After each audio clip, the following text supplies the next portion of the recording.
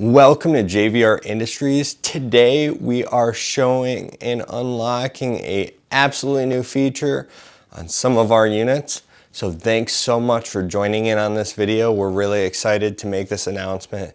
It's been about a year in the making, so stay tuned.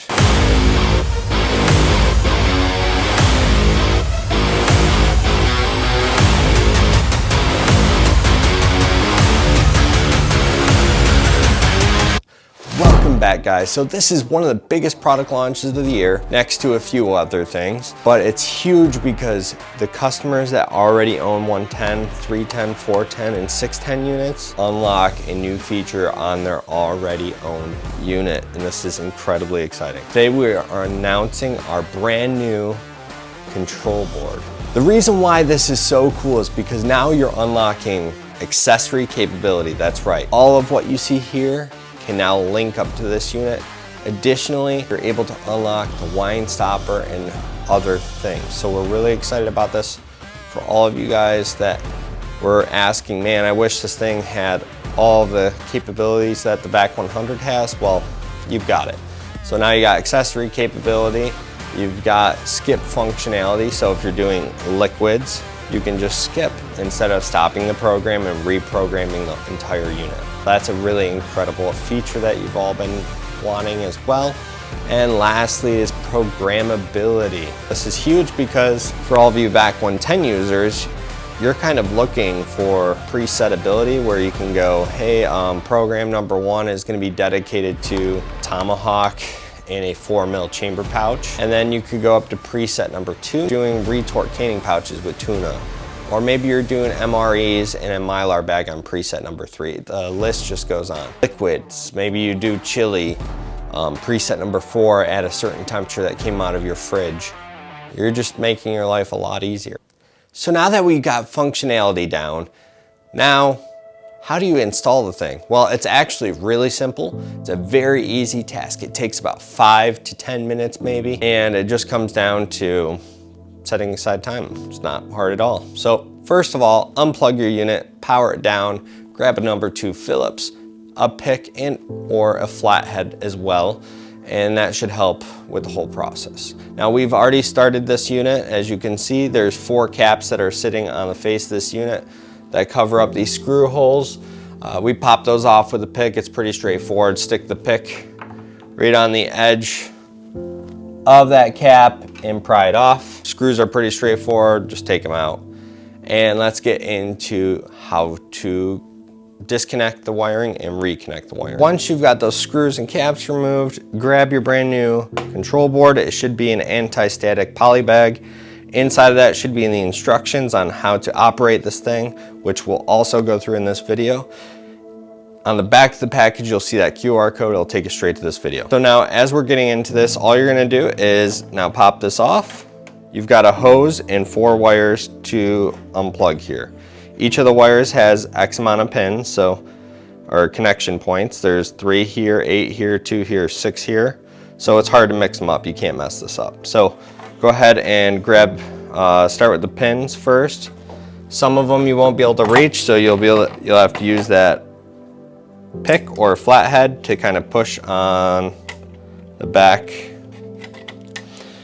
to pop it off. There's a little disconnect piece here on the back. You'll see it right here. So you just hit that and then pull out. Okay.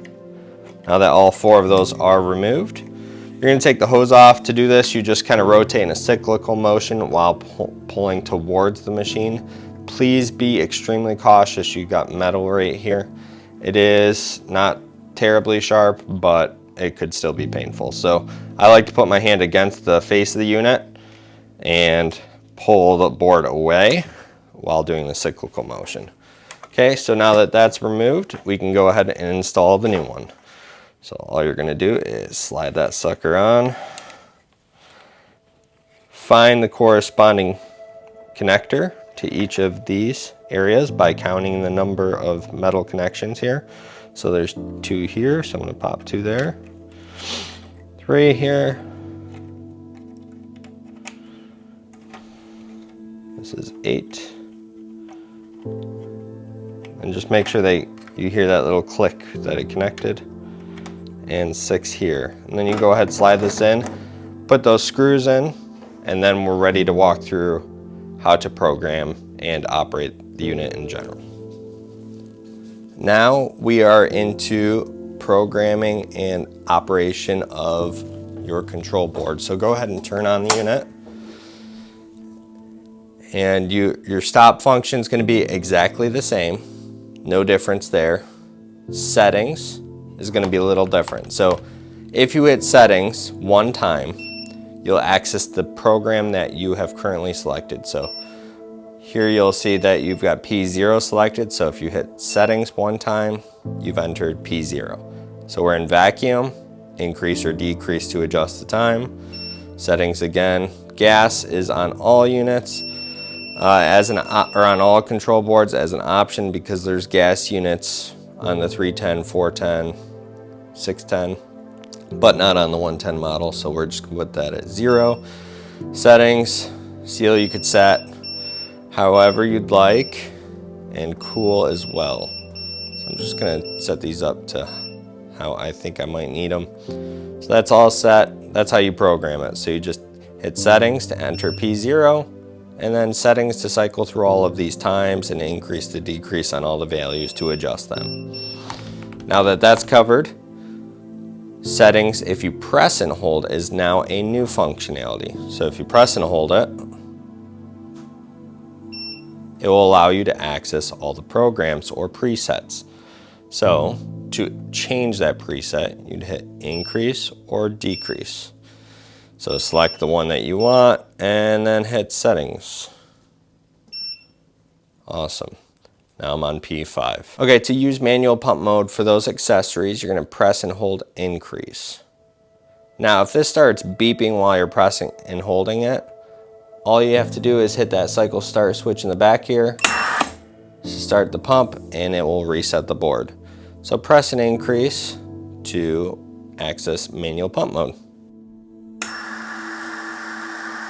And it will use your program's time to run this, but this is where you could hook up those accessories. To stop that, you just hit stop.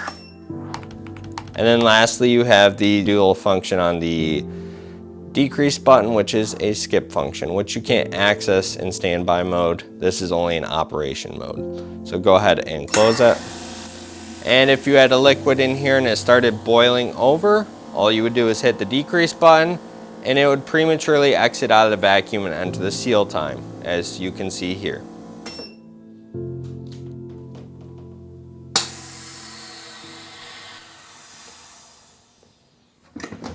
Well guys, thanks for tuning in. I hope this introduction to the product, as well as the basic functionality of the product and how to install the product, has been extremely beneficial to you as an audience.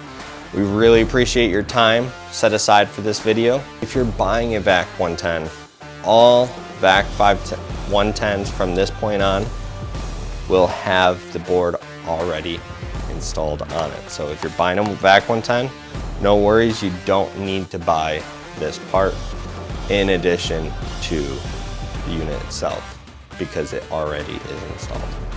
Well guys, thanks again for watching JVR Industries on YouTube. Don't forget to subscribe and comment below. Maybe you have some questions, or maybe you just want to say thanks for listening to us or something of that nature.